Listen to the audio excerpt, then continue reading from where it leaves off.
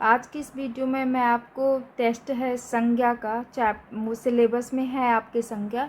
तो टॉपिक है यहाँ पे संज्ञा। तो मैं आपको कुछ प्रैक्टिस कराने वाली हूँ संज्ञा का, जिससे आपका संज्ञा क्लियर हो जाए। तो चलिए प्रैक्टिस करते हैं। मैं सलूशन के साथ आपको बता रही ताकि आपको इजीली समझ में आ जाए। तो चलिए प्रैक्टिस करते हैं। देखिए क्वेश्चन क्या है, इनमें से भाववाचक संज्ञा कौन सी है। तो भाववाचक संज्ञा आपको पता है क्या है। संज्ञा के 3 भेद हैं, आपको पता है।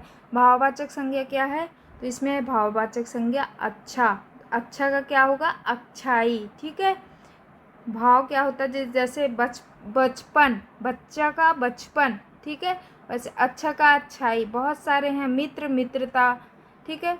ऐसे तो अभी यहाँ पे क्या हो गया, अच्छा का अच्छाई। अच्छाई क्या है, भाववाचक संज्ञा। क्यों, क्योंकि हमें पता है कि जो शब्द किसी चीज़ या पदार्थ की अवस्था, दशा या भाव का बोध कराते हैं, उन शब्दों को हम क्या बोलते हैं, भाववाचक संज्ञा। जैसे जो किसी का बचपन हो गया, बुढ़ापा हो गया, मोटापा हो गया, मिठास, उमंग, चढ़ाई, थकावट, मानवता, चतुराई, जवानी, लंबाई, मित्रता, मुस्कुराहट, अपनापन, परायापन, भूख, प्यास, चोरी, क्रोध, सुंदरता आदि। तो ये क्या हो गया, भाववाचक संज्ञा।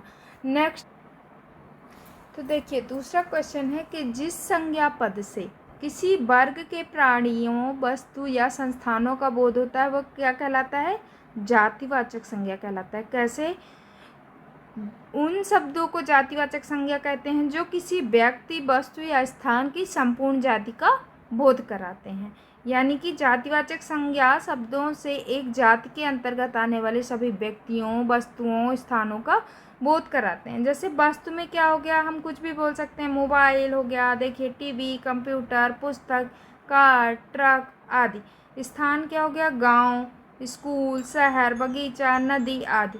और प्राणी, आदमी, जानवर, पशु, पक्षी, गाय, लड़का आदि। तो क्या हो गया, जिस पद से किसी वर्ग या प्राणियों, वस्तु या संस्थानों को बोध हो, उसे जातिवाचक संज्ञा कहते हैं। नेक्स्ट है नदी। नदी संज्ञा है। तो नदी कौन सी संज्ञा है, आपको पता है नदी कौन सी संज्ञा है।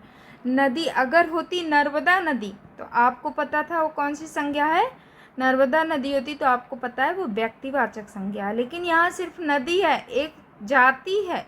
तो यहाँ क्या हो गया, कौन सी नदी हमें नहीं पता, जातिवाचक संज्ञा। कैसे, क्योंकि जो शब्द किसी व्यक्ति, वस्तु या स्थान की संपूर्ण जाति का बोध कराते हैं, उन शब्दों को क्या कहते हैं, जातिवाचक संज्ञा। तो नदी क्या हो गई, जातिवाचक संज्ञा। अब देखिए बच्चा, बच्चा के भाववाचक संज्ञा क्या है। तो बच्चा का बच्चाई नहीं हो सकता, बच्चता नहीं हो सकता, बच्चापन नहीं हो सकता। बचपन, ये बचपन ही है लेकिन ये अशुद्ध वर्ड है, तो ये सही क्या है, बचपन। बच्चा का भाववाचक क्या होता है, बचपन। ठीक है। बच्चा का भाववाचक क्या होता है, बचपन। नेक्स्ट क्या है, भाव। इनमें से जो शब्द हैं, इनमें से भाववाचक संज्ञा कौन सा है। देखिए शेर क्या हो गया, एक व्यक्तिवाचक, जातिवाचक हो गया। ठीक है। वाराणसी क्या हो गया, एक व्यक्तिवाचक संज्ञा होगा। पुस्तक क्या हो गया, जातिवाचक। यहाँ सत्य का क्या है, भाववाचक है, सत्य। ये क्या है, भाववाचक संज्ञा। तो इसमें से पूछ रहा है कि इनमें से भाववाचक संज्ञा कौन सा है, तो सत्य क्या है, भाववाचक संज्ञा। देखिए ये बहुत ही इम्पॉर्टेंट है कि पंडित, पंडित की भाववाचक संज्ञा क्या है। तो मोस्टली हम अगर एग्ज़ाम में करेंगे तो बच्चे ज़्यादातर पंडिताइन कराते हैं, जबकि ये उसका लिंग है। ठीक है। तो ये नहीं होगा। पंडिताई, पंडिताई क्या है, उसका पेशा है। ये पंडिताई का, ये दोनों सेम वर्ड दे दिया है, जो दोनों गलत है, रॉन्ग है। यहाँ पे पंडित की भाववाचक क्या है, पांडित्य। क्या है, पांडित्य। यहाँ पे भाव आ रहा है तो क्या हो गया, ये पंडित का भाववाचक संज्ञा हो गया। अब देखिए बोल रहा है मुंबई कौन सी संज्ञा है। तो जातिवाचक नहीं है, भाववाचक भी नहीं है, और एक देश भी है देश तो है, लेकिन यहाँ पे संज्ञा का पूछ रहा है, मेंशन करना है हमें संज्ञा। तो क्या है, व्यक्तिवाचक संज्ञा। क्यों है व्यक्तिवाचक संज्ञा, क्योंकि हमें पता है कि वह शब्द जो किसी एक व्यक्ति का, एक ही व्यक्ति का बोध करवाता है, उसे हम क्या कहते हैं, व्यक्तिवाचक। मुंबई केवल एक ही है, तो ये क्या हो गया, यहाँ पे स्पेशल वन। तो क्या हो गया, ये व्यक्तिवाचक संज्ञा। समझ में आ गया। नेक्स्ट बहुत ही इजी है। कि रमेश कल दिल्ली जाएगा। इस वाक्य में रमेश क्या है, तो हमें पता है किसी व्यक्ति का नाम, स्थान आदि को जो जाति, भाव आदि को जो बोध कराता है उसे हम क्या कहते हैं, संज्ञा। तो रमेश क्या हो गया यहाँ पे, संज्ञा। इजी था। पूछ रहा है कि समुदायवाचक संज्ञा किसे कहते हैं, तो समुदायवाचक किसे कहते हैं, ऑप्शन है वह शब्द जो किसी द्रव्य, धातु या पदार्थ का बोध कराते हैं। नहीं, इनमें से कोई नहीं। अभी तो हमने पढ़ा नहीं, पूरे ऑप्शन पढ़ लें। वे शब्द जिनसे भाव का बोध होता है, या जो शब्द किसी एक जाति के व्यक्ति वस्तुओं के समूह का बोध कराते हैं। इनमें से कोई नहीं। तो नहीं, समुदायवाचक क्या है, जो शब्द किसी एक जाति के व्यक्तियों वस्तुओं के समूह का बोध कराते हैं उसे हम क्या कहते हैं, समुदायवाचक। ग्रुप, ठीक है, एक ग्रुप, तो वो क्या कहलाता है, समुदायवाचक। एकदम सिंपल है। जिन शब्दों में किसी व्यक्ति, वस्तु, स्थान के गुण, दोष, दशा आदि का ज्ञान हो उसे क्या कहते हैं, भाववाचक संज्ञा। ठीक है, देखिए नेक्स्ट है, समझने लायक है। राधा कल दिल्ली जाएगी, इसमें क्या संज्ञा शब्द पूछ रहा है, तो मोस्टली बच्चे गलती कर देते हैं, एक ही संज्ञा ढूंढते हैं। उसमें हम, मुझे पता है मैक्सिमम लोग क्या करेंगे, राधा को टिक करेंगे और चले आएंगे। राधा कल दिल्ली जाएगी में राधा संज्ञा है और बस टिक कर दिया, चले जाएंगे। लेकिन हमारे यहाँ पे दो ऑप्शन है, राधा और दिल्ली।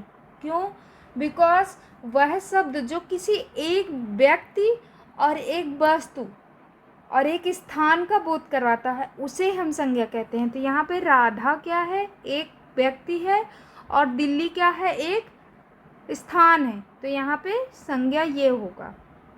ठीक है, ये राइट आंसर ये होगा, ऑप्शन डी। समझ में आ गया। देखिए ये गलत टाइप हो गया है। इसमें नीचे लिखे वाक्यों में से संज्ञा शब्द बताइए। संज्ञा नहीं है, इसमें होगा भाववाचक संज्ञा। बताइए क्या होगा क्वेश्चन, भाववाचक संज्ञा बताइए। नीचे लिखे वाक्यों में से भाववाचक संज्ञा बताइए। बुढ़ापा किसी को अच्छा नहीं लगता, तो इसमें भाववाचक क्या है, किसी को तो नहीं है, अच्छा भी नहीं है, बुढ़ापा अच्छा भी नहीं है, इसमें सिंगल बुढ़ापा है। क्यों, क्योंकि हमें पता है कि जो शब्द किसी चीज़ या पदार्थ की अवस्था, दशा या भाव का बोध कराते हैं उसे हम क्या बोलते हैं, भाववाचक संज्ञा। तो ये क्या है, भाववाचक संज्ञा है। नेक्स्ट बहुत इजी है कि लता मंगेशकर बहुत अच्छा गाती हैं, इसमें संज्ञा बताइए। तो संज्ञा पता है हमें, विशेष व्यक्ति, एक व्यक्ति, लता मंगेशकर, ये क्या है, संज्ञा। इजी था।